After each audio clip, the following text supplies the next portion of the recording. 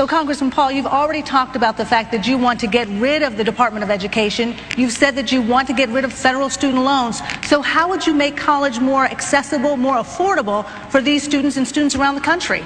Well, I think you proved that the policy of student loans is a total failure.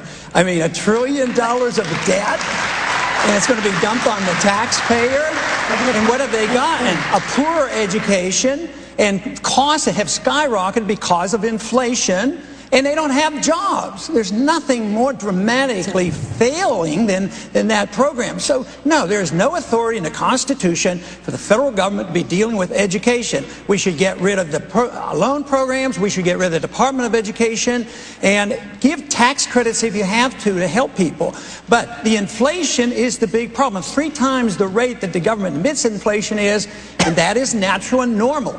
When governments inflate the currency, it goes in the areas that the government gets involved in. Housing, high prices sky. Stock market, skyrocketing prices. Medical care, skyrocketing. Education. How do they pay for it? How do they now pay for college if they're not? The way you pay for cell phones and computers. You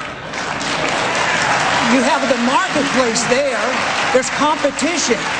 Quality goes up, the price goes down. Can you imagine what it would have been like if the Department of Homeland Security was in charge of finding one person or one company to make the cell phones? I mean, it would have been a total disaster. So when the government gets involved in the delivery of any service, whether it's education, medical care, or housing, they cause higher prices, lower quality, they create bubbles, and they give us this mess that we're in.